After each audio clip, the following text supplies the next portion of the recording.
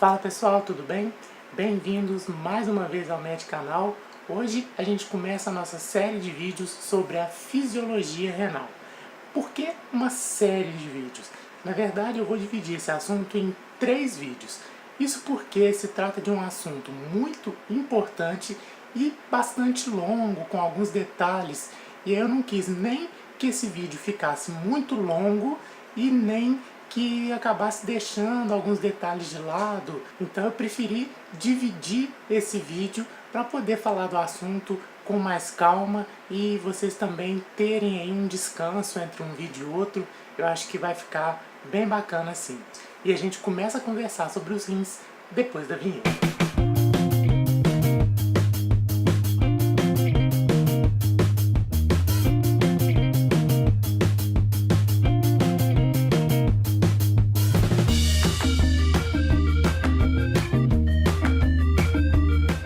Bom, antes de mais nada, talvez seja importante a gente parar para pensar um pouco nas funções dos rins. Pergunte a qualquer pessoa para que servem os nossos rins. E muito provavelmente você vai ouvir a resposta que é para filtrar o sangue, para retirar do sangue impurezas e toxinas que do contrário poderiam continuar na nossa circulação fazendo mal para o nosso corpo. Bom, não está errado, mas a função do rim ela vai bem além disso. Os rins vão ter a função de regular o volume de líquido extracelular do nosso organismo e também da pressão sanguínea.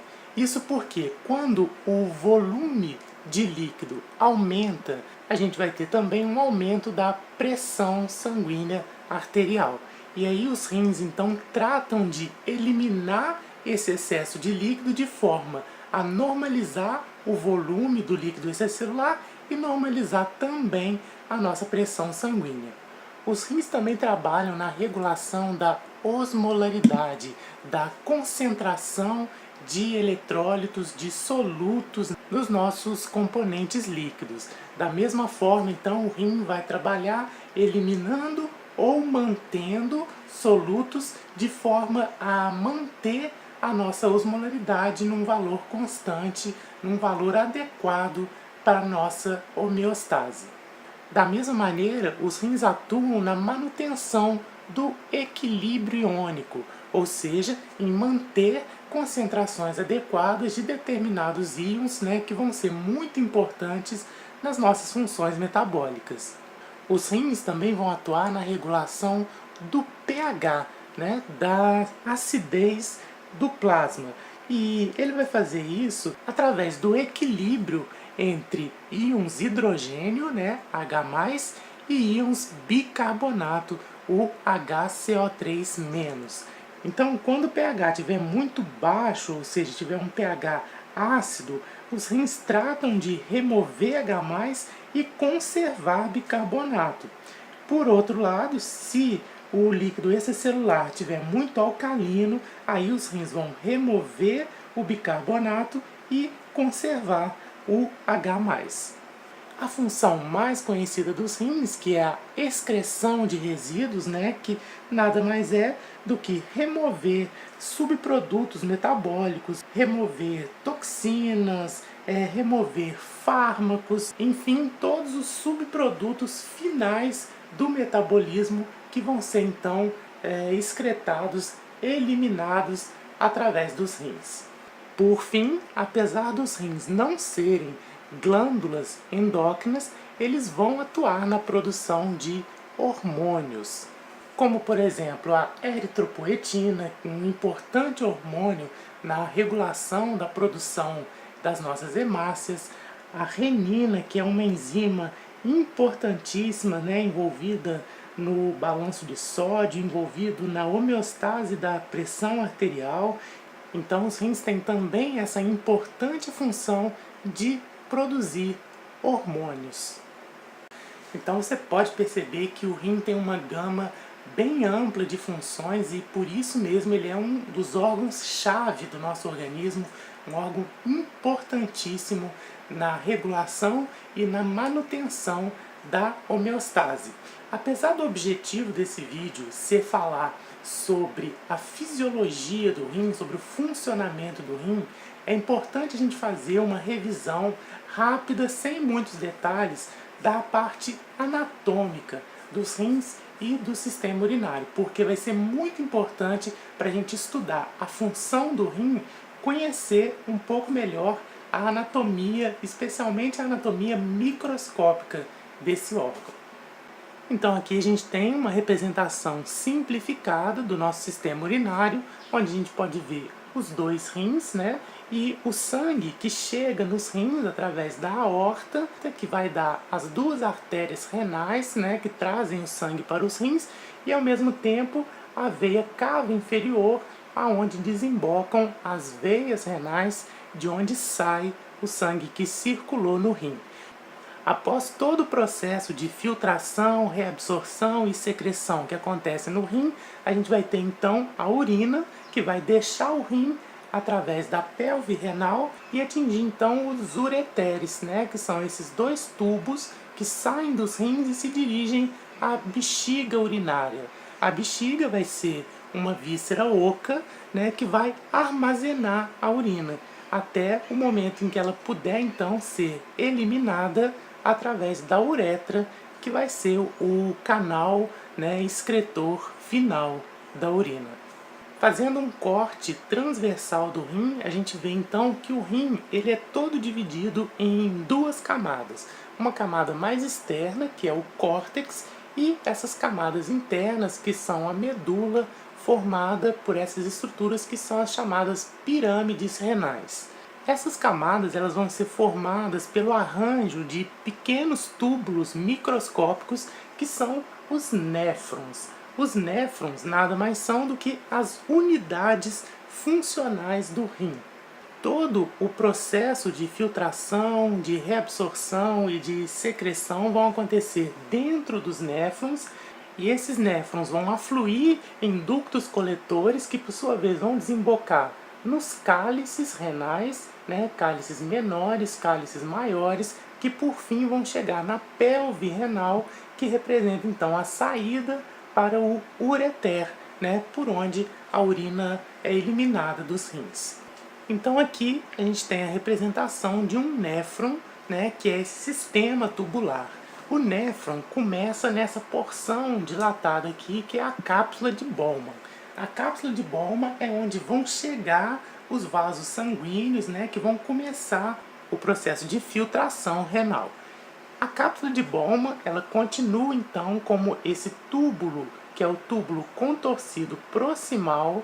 Aí o rim vai então dar essa grande alça, né, que é um túbulo intermediário chamado de alça de Henle.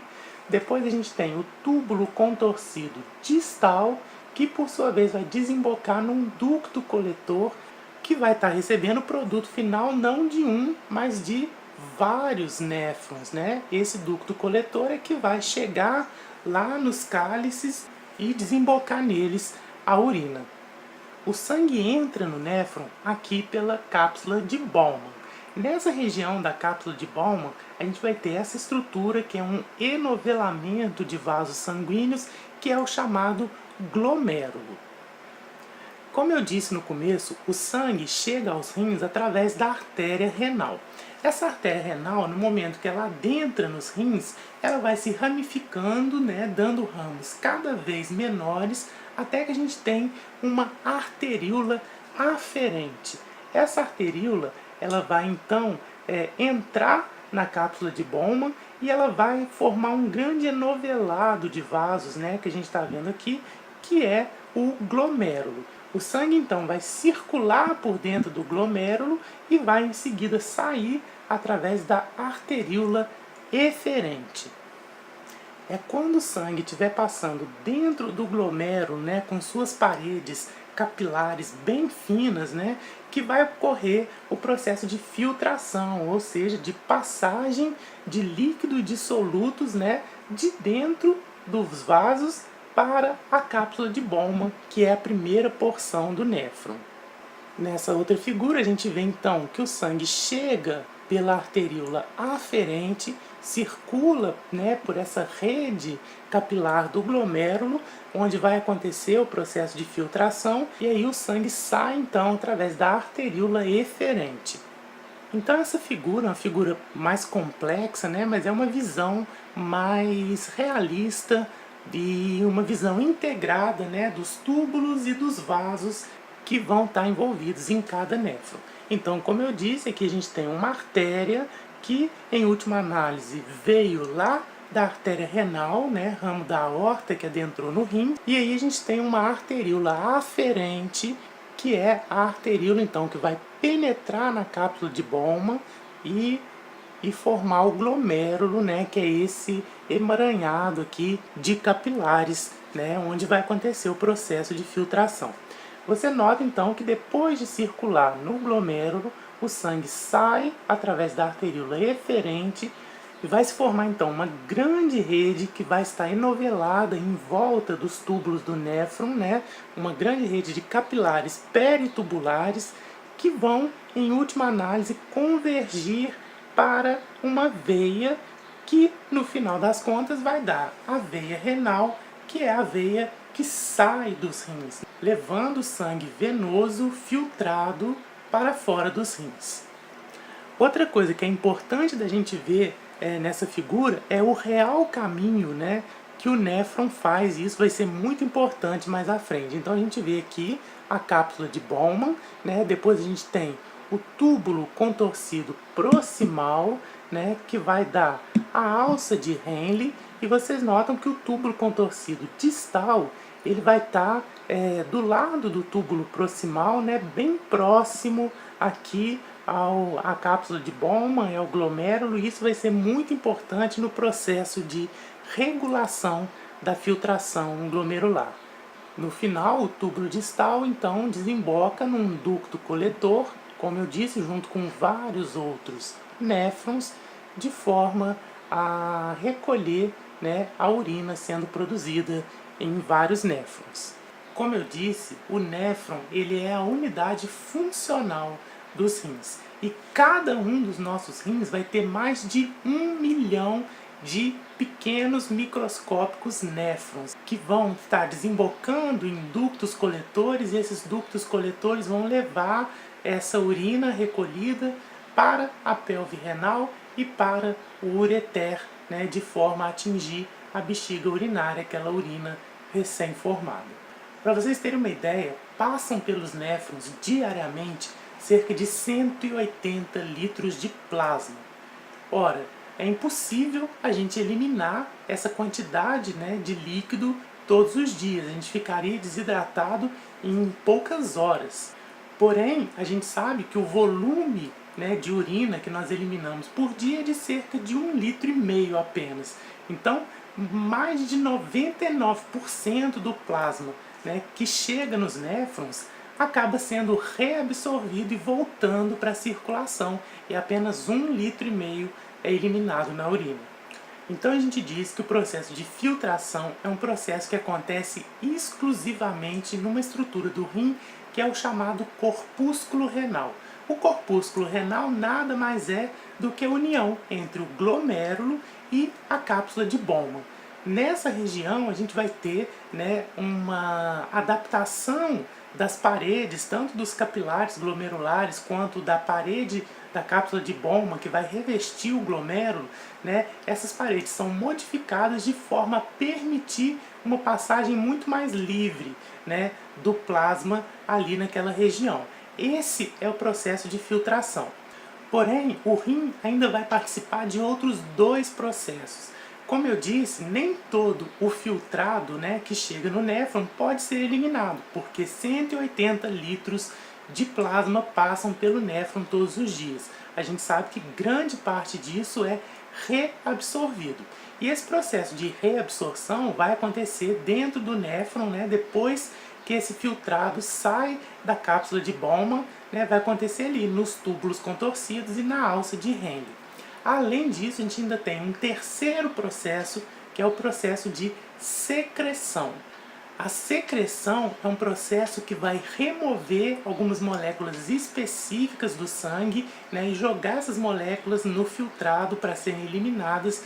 Embora tanto filtração quanto secreção seja um movimento de dentro do sangue para o néfron, a gente vai ver que existem diferenças muito grandes entre os dois processos, uma vez que a filtração é um processo muito mais livre, enquanto que a secreção é um processo altamente seletivo. Então a gente está vendo aqui uma visão simplificada e esquematizada, né, dos três processos que acontecem nos rins.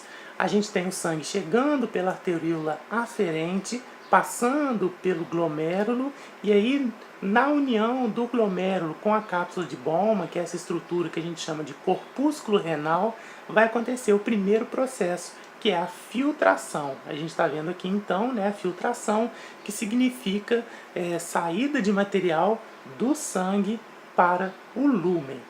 Esse filtrado, então, ele vai circular por toda a extensão do néfron, né, passando pelo túbulo contornado proximal, pela alça de Henle e pelo túbulo contornado distal, até chegar no ducto coletor, e aí aquilo que permaneceu dentro desse sistema tubular vai para a bexiga e para o meio externo. E aí a gente lembra daquela figura que eu mostrei lá atrás, onde a gente tinha, né, em toda a extensão do néfron, uma ampla rede de capilares peritubulares, né, ao redor desses néfrons. E essa rede está ali não é à toa, é porque esses capilares vão estar em contato íntimo com os túbulos do néfron e vão estar participando do processo de reabsorção, que é quando a gente vai ter passagem de substâncias e de líquido do lúmen do néfron de volta para o sangue, e isso vai acontecer em toda a extensão do néfron. E a gente vai ter também o processo de secreção, né, onde a gente vai ter algumas substâncias que porventura não tenham sido filtradas, mas que precisam ser eliminadas, que vão estar passando então do sangue para dentro do néfron. De forma que existe uma equaçãozinha muito simples para a gente poder raciocinar, né, aquilo que é excretado através dos rins, né, que diz que a quantidade de soluto excretada vai ser igual àquela quantidade que foi filtrada menos a quantidade que foi reabsorvida mais a quantidade que foi secretada. Isso quer dizer o quê? Que a gente vai ter uma quantidade de soluto filtrada, mas dessa quantidade de soluto, algo vai voltar para dentro do sangue, no processo de reabsorção. Outra parte vai ser secretada, vai ser adicionada àquela quantidade de soluto que foi filtrada inicialmente. E isso vai formar, então, a quantidade de soluto que vai deixar o organismo, vai para o meio externo, através da bexiga urinária e da uretra. Então agora a gente vai detalhar um pouquinho mais o processo de filtração que acontece ali no corpúsculo renal, entre o glomérulo e a cápsula de Bowman. E aí no próximo vídeo a gente fala um pouco mais sobre reabsorção, e no terceiro vídeo a gente fecha a série falando sobre a secreção renal. Então a filtração é o primeiro passo na formação da urina, e como eu disse, ele consiste na passagem do plasma, né, do glomérulo para dentro da cápsula de Bowman. A filtração é um processo extremamente inespecífico, quer dizer que de maneira totalmente não seletiva, uma parte do plasma que está passando ali dentro do glomérulo vai acabar caindo na cápsula de Bowman. E aí todos os solutos que estão naquele plasma acabam indo, né, para dentro da cápsula de Bowman. Apenas as proteínas plasmáticas em situações normais não passam do glomérulo para dentro da cápsula de Bowman. É óbvio que todo o sangue que passa por dentro do glomérulo não vai ser filtrado, senão o que a gente teria saindo do glomérulo seria uma massa sólida de células sanguíneas e proteínas plasmáticas que obviamente não iam conseguir circular mais pelo sangue. Pelo contrário, de tudo que passa por dentro do glomérulo, 20% do plasma é filtrado. Os 80% restantes eles seguem através da arteríola eferente, passando então pelos capilares peritubulares. E a porcentagem, né, do volume total do plasma que passa do glomérulo para a cápsula de Bowman é o que a gente chama de fração de filtração, que corresponde a mais ou menos 20%, né, do volume total de plasma. Desse plasma que é filtrado, apenas 1% desse volume vai acabar sendo excretado através da urina. Mas como é que se dá então o processo de filtração? Como é que o plasma passa de dentro do glomérulo para dentro da cápsula de Bowman? Então, aqui a gente tem novamente a representação da arteríola aferente, né, dando as ramificações do glomérulo e a arteríola eferente. Toda substância que passa dentro do glomérulo e é filtrada para dentro da cápsula de Bowman, ela vai ter que atravessar uma determinada barreira. É isso que a gente vê aqui nessa outra figura. Então, toda substância que é filtrada, ela precisa fazer esse movimento aqui, né, saindo de dentro do capilar para o interior da cápsula de Bowman. E para isso, ele vai ter que atravessar uma barreira. Essa barreira é uma barreira tripla. Então, se a gente fizer um aumento aqui em uma determinada porção dessa barreira, a gente vai ver que a substância que é filtrada, né, ela está aqui no lúmen do capilar, ela vai ter que atravessar o endotélio do capilar, ela vai ter que atravessar uma pequena lâmina basal e vai ter que atravessar uma parede da cápsula de Bowman que vai estar recobrindo o glomérulo formado por várias células que são chamadas de podócitos. A primeira barreira, então, é o endotélio. E o capilar do glomérulo é um capilar do tipo fenestrado, ou seja, existem vários espaços entre as células endoteliais. Esses espaços, esses poros, eles vão permitir a passagem da maioria dos componentes do plasma, com exceção das células do sangue. Em seguida, a gente tem a membrana basal, né? A membrana basal, ela é uma camada formada de glicoproteínas, colágeno e outras proteínas. Essa lâmina basal, ela acaba atuando como uma peneira, né? Onde a maioria das proteínas plasmáticas, elas não vão conseguir passar e vão ficar para trás, né? Deixando o filtrado passar adiante sem elas. Por fim, o filtrado tem que passar pelo epitélio da cápsula de Bowman, formado por essas células que são chamadas de podócitos. Entre elas vão existir também, né, espaços que são fendas de filtração, por onde o filtrado passa para a luz da cápsula de Bowman. Essas fendas de filtração, elas vão ser fechadas por uma membrana semiporosa. Essa membrana, ela vai impedir a passagem de proteínas plasmáticas que porventura tenham chegado até a membrana basal. Bom, e quais são as forças que vão atuar nesse processo de filtração, que vão estar contribuindo ou dificultando o processo de filtração? Então a gente vai ter 3 forças de pressão que vão estar atuando ali, ajudando ou impedindo a filtração glomerular. A primeira pressão é a pressão hidrostática, né, do sangue no capilar. Essa pressão hidrostática nada mais é do que a força, né, que o sangue faz na parede do capilar quando ele está passando por ela. Portanto, é uma força a favor da filtração. E é fácil a gente entender que quanto maior a pressão arterial, maior a pressão com que o sangue chega dentro do glomérulo, maior vai ser essa pressão hidrostática de filtração. A segunda pressão vai ser a pressão coloidosmótica do plasma, né, no capilar. A pressão coloidosmótica é aquela pressão que gera um gradiente de concentração, ou seja, um gradiente que promove a passagem do solvente do lugar que está menos concentrado para o lugar que está mais concentrado.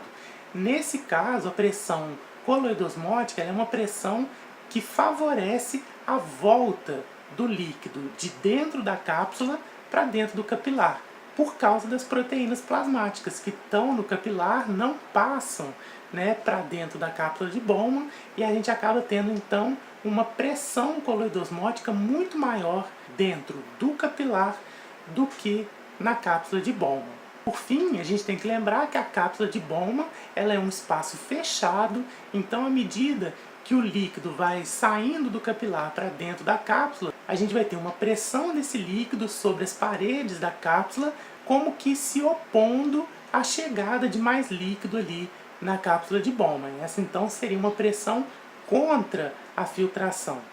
Porém, tanto a pressão hidrostática na cápsula de Bowman quanto a pressão coloidosmótica no capilar, que são duas pressões contrárias à filtração, essas duas pressões somadas ainda serão menores do que a pressão hidrostática do capilar, que promove então a filtração do líquido de dentro do capilar para dentro da cápsula de Bowman. Como eu disse, esse é um processo totalmente inespecífico, não tem nenhum tipo de seletividade, né, no filtrado que está chegando na cápsula de Bowman. Tudo que está passando ali, à exceção das proteínas plasmáticas e das células sanguíneas, vai estar sendo transportado junto com o líquido para dentro da cápsula de Bowman. O volume de líquido que sai de dentro do capilar para dentro da cápsula de Bowman por unidade de tempo é o que a gente chama de taxa de filtração glomerular. A taxa de filtração glomerular, como eu já disse, ela é de cerca de 180 litros por dia, ou cerca de 125 ml por minuto. Isso quer dizer que os rins vão filtrar todo o volume sanguíneo, né, do nosso corpo cerca de 60 vezes por dia. E o que vai definir, né, a taxa de filtração glomerular? O que vai influenciar a taxa de filtração glomerular? Primeiro, aquela pressão resultante, né, que vai vir a partir da pressão hidrostática do capilar, menos a pressão coloidosmótica do capilar, menos a pressão hidrostática da cápsula de Bowman. Então esse é o primeiro fator que define qual que é a taxa de filtração glomerular. O outro fator é o que a gente chama de coeficiente de filtração, que vai depender da área total de superfície de troca, né, entre capilar glomerular e cápsula de Bowman. Obviamente, quanto maior a área de superfície, maior a taxa de filtração. Além disso, esse coeficiente de filtração depende também da permeabilidade, né, daquela interface capilar-cápsula, que vai permitir a maior ou menor passagem de filtrado por ali. A taxa de filtração glomerular, ela é um processo relativamente constante e a gente vai ter um controle muito rigoroso, né, dessa taxa de filtração, e esse controle é feito através do fluxo sanguíneo que chega no glomérulo. Então a gente vai ter um controle tanto na arteríola aferente quanto na arteríola eferente, de forma a aumentar ou diminuir o fluxo, né, através do glomérulo, para aumentar ou diminuir a filtração glomerular. Então vejam, se eu aplico uma resistência na arteríola aferente, eu vou estar reduzindo a quantidade de sangue que chega, né, no glomérulo. Eu vou estar diminuindo o fluxo sanguíneo renal, aumentando o fluxo sanguíneo para outros órgãos.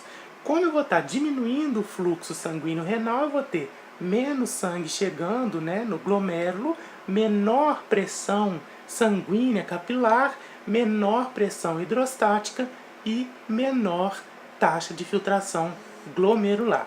Por outro lado, se eu crio uma resistência na arteríola eferente, então eu vou estar dificultando a saída do sangue, né, de dentro do glomérulo.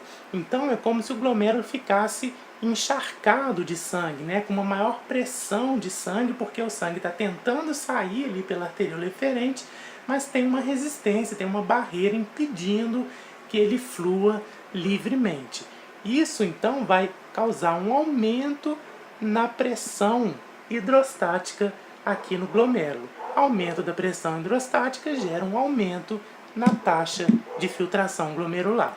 Essa regulação da taxa de filtração glomerular é um processo que o rim faz localmente. O próprio rim tem um processo de autocontrole da taxa de filtração glomerular. Esse controle ele se dá principalmente para proteger, né, os capilares, para proteger as membranas de filtração de pressões sanguíneas muito altas, que poderiam danificar essas estruturas e a gente vai ter basicamente dois tipos de resposta, que é a resposta miogênica e a retroalimentação túbulo-glomerular. A resposta miogênica é uma resposta de autorregulação, que é uma resposta padrão das arteríolas sistêmicas. O que acontece? Quando há um aumento da pressão sanguínea, né, da pressão que está chegando na arteríola aferente, a gente vai ter então o estiramento, né, da musculatura lisa da arteríola aferente em resposta a essa maior pressão que está chegando ali. Esse estiramento vai gerar uma resposta que é uma despolarização dessa musculatura lisa. Essa despolarização vai provocar abertura de canais de cálcio, provocando então a contração da musculatura lisa. Vai ter então uma contração da arteríola aferente e aí vai acontecer aquilo que eu mostrei no slide anterior, né? A gente vai ter um menor fluxo para dentro do glomérulo, diminuindo assim a taxa de filtração glomerular. Se pelo contrário eu tenho uma diminuição da pressão arterial, pelo mesmo mecanismo a gente vai ter uma dilatação maior, né, do músculo liso da arteríola, abrindo essa arteríola, deixando essa arteríola mais dilatada, promovendo uma maior passagem de sangue, né, por essa arteríola, aumentando assim a taxa de filtração glomerular. Então essa é a resposta miogênica ao aumento ou diminuição da pressão, aumentando ou diminuindo a taxa de filtração glomerular. Já a retroalimentação túbulo-glomerular vai ser uma resposta parácrina, né, através da liberação de substâncias que vão responder ao maior ou menor fluxo de líquido através da alça de Henle. Nessa região aqui do néfron, né, a gente vê que a porção final da alça de Henle, a porção final da parte ascendente da alça de Henle, ela passa aqui entre a arteríola aferente e a arteríola eferente. Essas duas arteríolas fazem como que uma pinça, né, pegando ali a porção final da alça de Henle ascendente.